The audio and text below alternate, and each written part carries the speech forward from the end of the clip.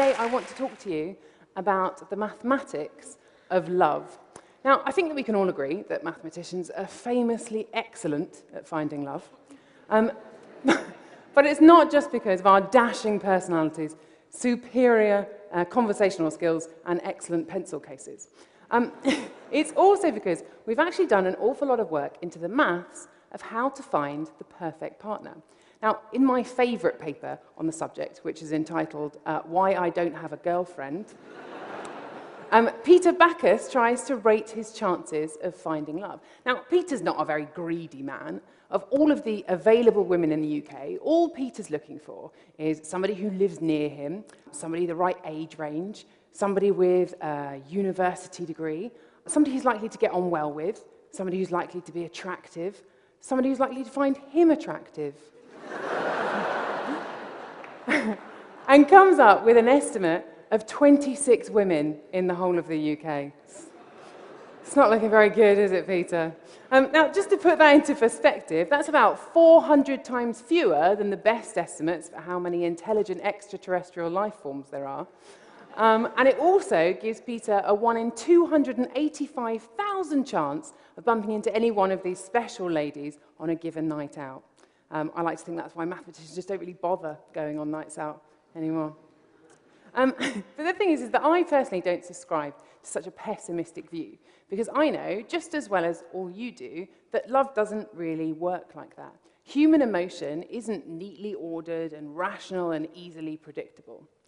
But I also know that that doesn't mean that mathematics hasn't got something that it can offer us, because love, as with most of life, is full of patterns.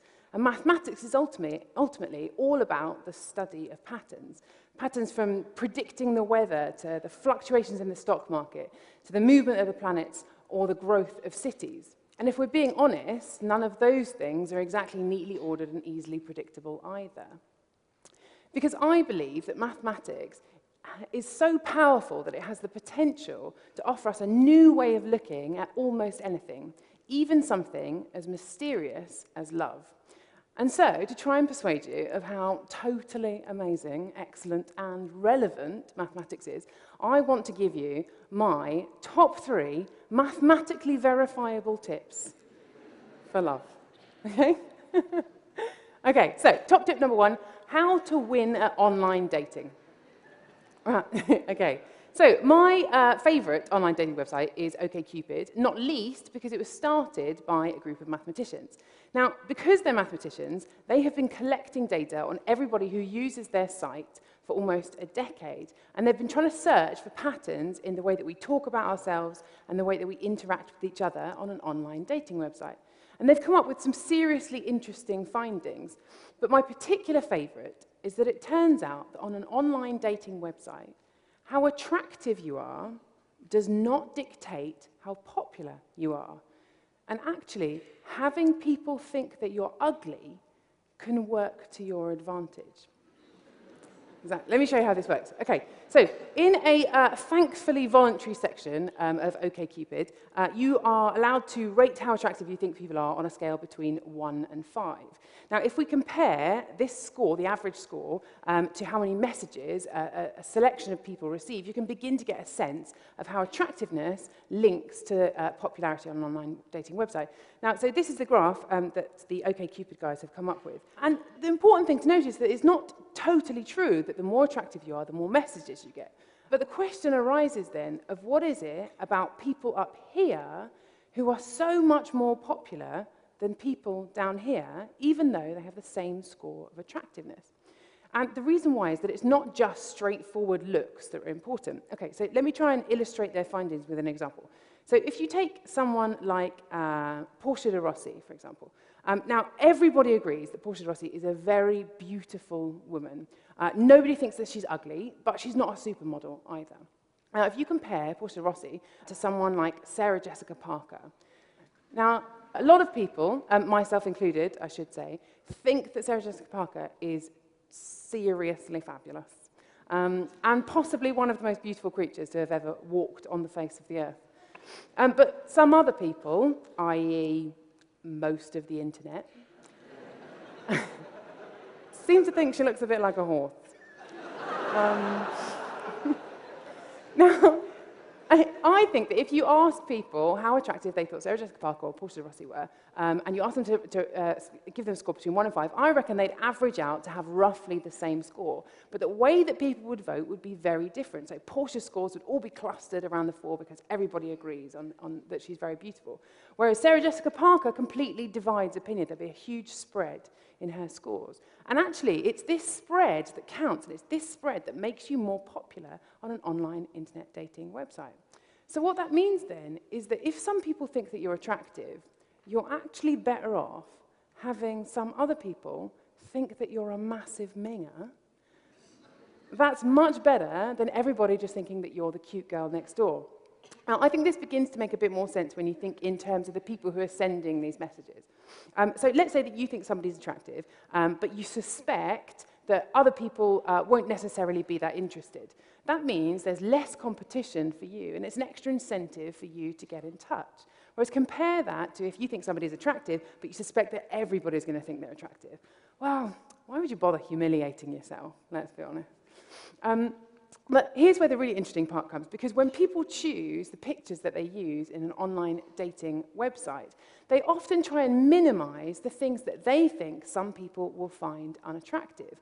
So the classic example is people who are perhaps a little bit overweight, deliberately choosing a very cropped photo, or bald men, for example, deliberately choosing pictures where they're wearing hats. But actually, this is the opposite of what you should do if you want to be successful. You should really, instead, play up to whatever it is that makes you different, even if you think that some people will find it unattractive. Because the people who fancy you are just going to fancy you anyway, and the unimportant losers who don't, well, they only play up to your advantage.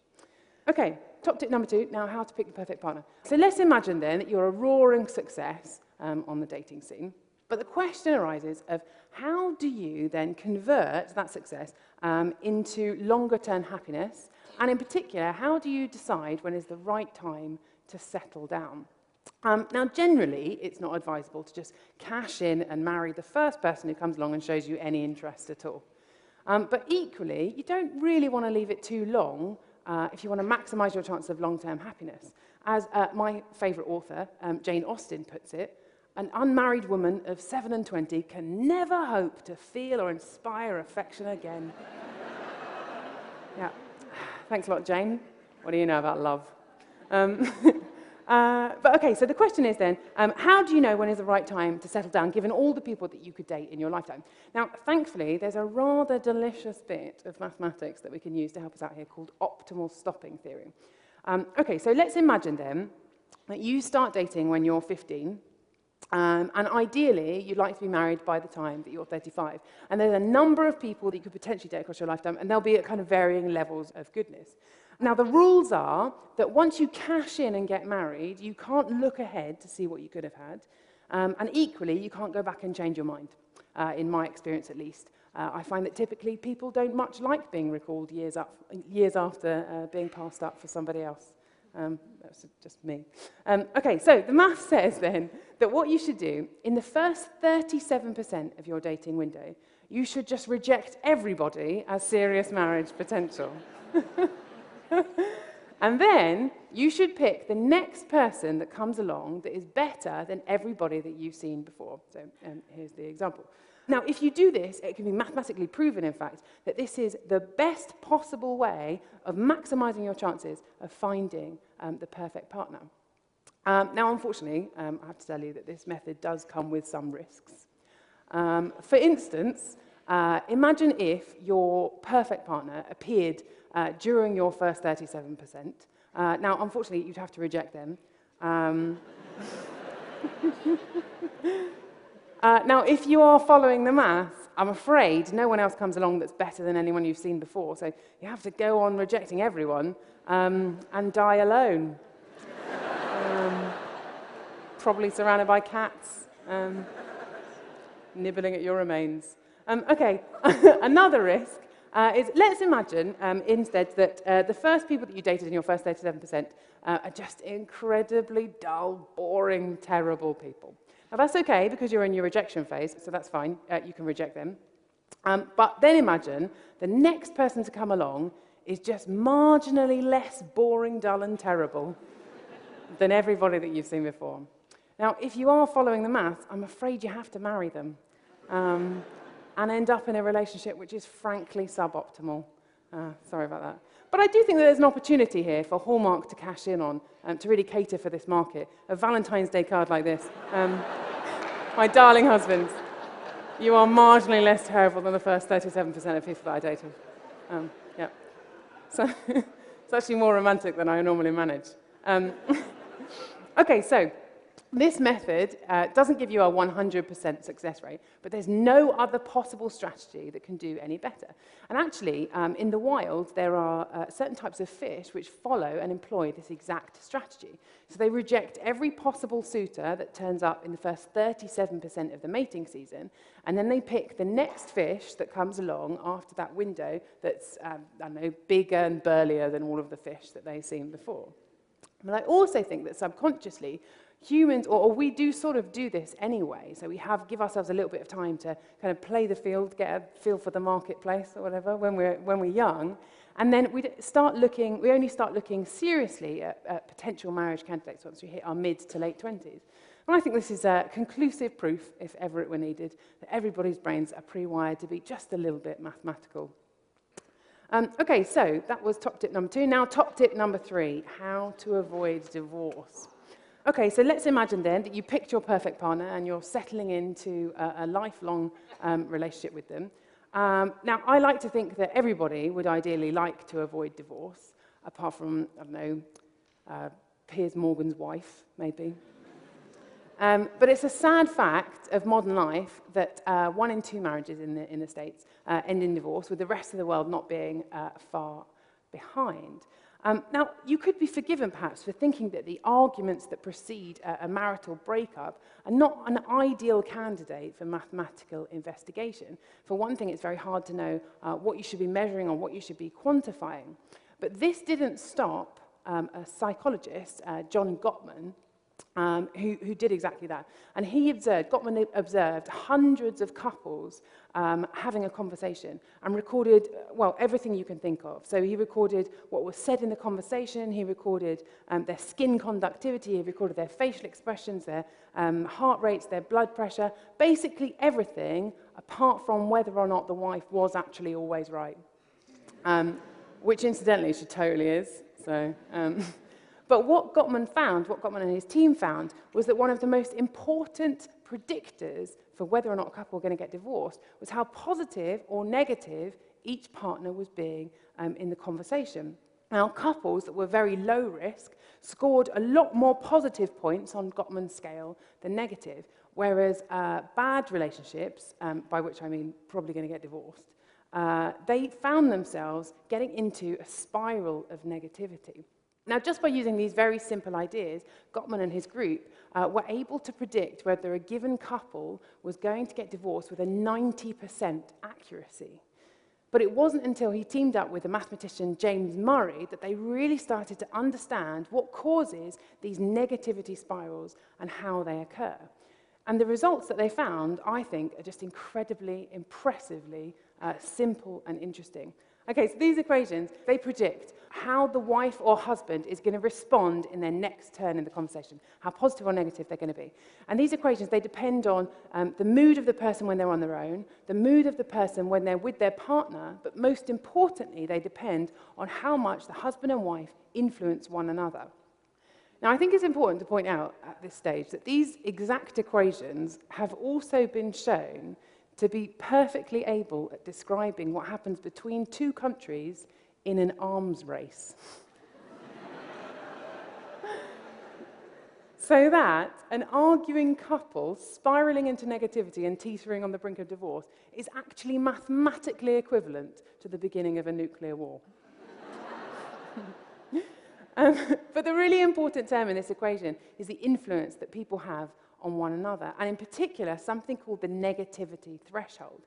Now, the negativity threshold you can think of as how annoying the husband can be before the wife starts to get really pissed off, basically, and vice versa.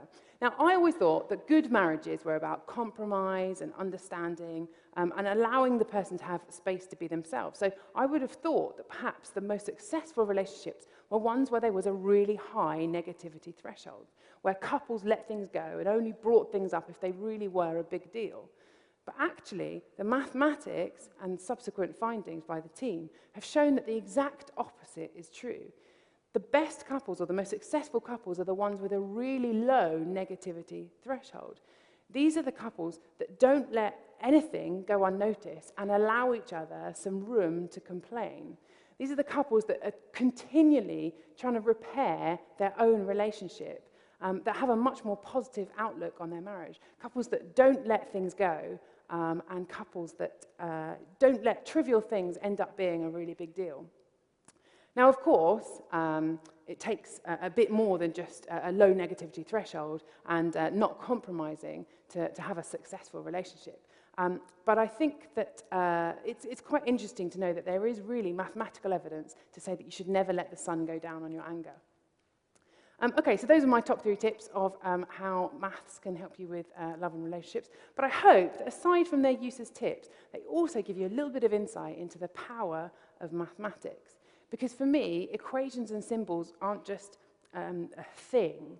They're a voice that speaks out about the incredible richness of nature and the startling simplicity in the patterns that twist and turn and warp and evolve all around us, from how the world works to how we behave.